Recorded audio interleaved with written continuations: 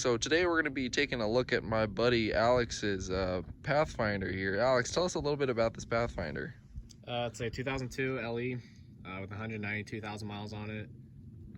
Several things done to it, obviously, as you can tell.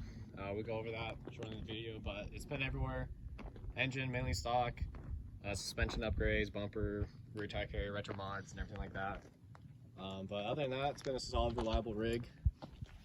Nice. How long have you had it for? Since 2016. Nice. And how many miles are on it? 192. Nice.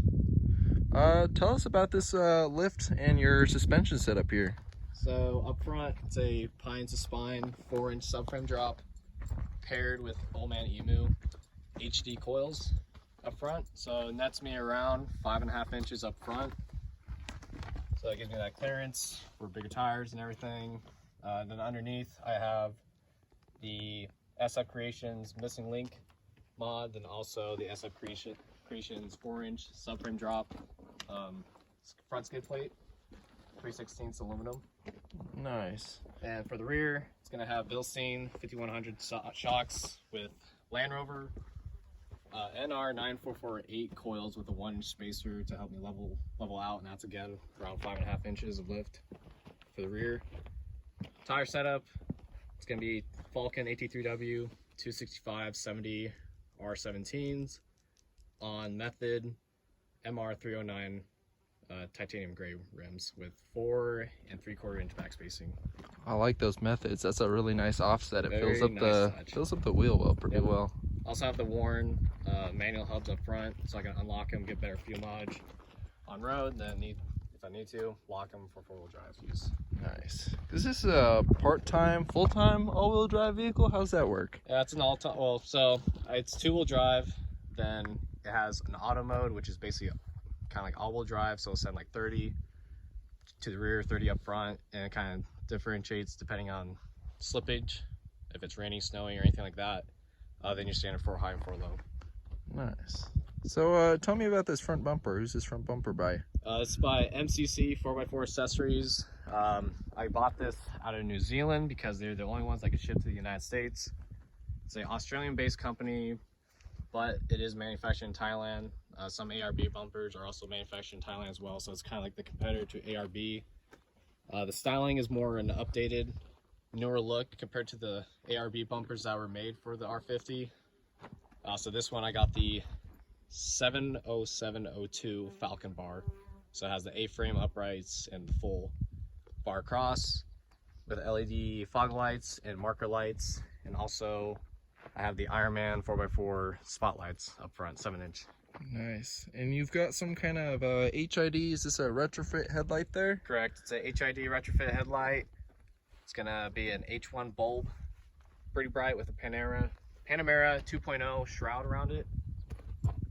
Then also up front I have the L-Ford grill, which is pretty rare nowadays. Very hard to find. It's based off the R34 Skyline grill styling. So I used to have an SE grill, but with this one I do like the styling a lot better. I do like it. It reminds me of some 90s JDM goodness. Exactly. Very nice. Yep, then again, that's the SF Creations 4-inch drop skid plate. 3/16 inch aluminum. Pretty thick, very strong. Nothing wrong there. And there's the subframe drop blocks by Pine to Spine. Very cool.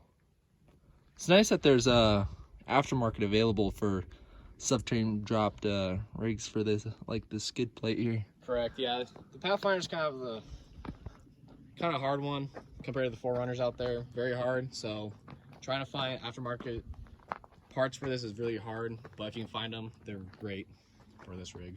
For sure. Tell us about this this roof rack. You got a lot of lights on here. Who makes this roof rack? It's a roller rack with a extension on it, and it fits the whole length of the rack, or the whole length of the vehicle, which I do like, and it's held in by conduit mounts. As you can see right here, it's tied into the stock roof rail, then clamped onto the roof rack itself. Then I just used conduit piping, or not piping, square tubing for the side lights right here, front lights, rear lights. Then on the other side, I have just a Smittyville awning. Didn't want to go too much and spend for the ARB, as I don't really use it too much. and it's also attached to the rack via my ADF awning mounts as well. Very nice. Moving on to the back, I see you've got the swing out tire carrier here. Correct, it's a retro mod. So this tire carrier is off a 96 Pathfinder, and with lots of measuring, and measure twice, cut once, drill into the body, then use rib nuts and also washers and bolts to secure it. It's very secured. Have a jerry can mount right here for the 5-gallon jerry can. Full-size spare on the back. Have the trash roof because we're camping right now. But also with the plate relocation mount with the LED mount, so I'm still legal. Then the rare part is going to be the JDM ladder for the tire carrier. This might be the only one in the United States. It's only been on Japan Yahoo auctions once, and got it as a gift from a very good friend. So I got lucky with that one. So it's a very rare piece, probably the rarest piece on the whole vehicle as well. Stock hitch with the D-ring on the back, then also Frenched in some KC lights into the bumper where the stock reflectors used to be. And that helps me out with backing up at night, and also lighting up the campground as well, wherever we go camping at. Yeah, that worked really well last night when we were trying to clean up. Correct.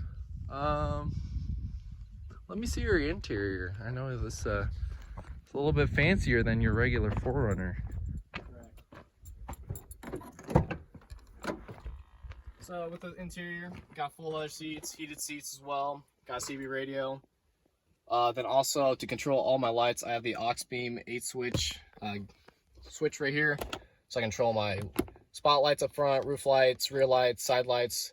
Then I have aux 1, aux 2 for if I want to hook up anything else as well. Pioneer head unit. Then other than that, pretty stock as well. Nothing too much crazy, just the bare necessities. Don't need to go too crazy. Nice luxury vehicle as well with the leather. Yeah, those are some comfy seats. Nicer. I mean, this is pretty nice for 2002. Absolutely, it's in great condition. Got the dash cam. We got all the auxiliary up there. Very nice. Pop the hood for me. Let's take a look under there.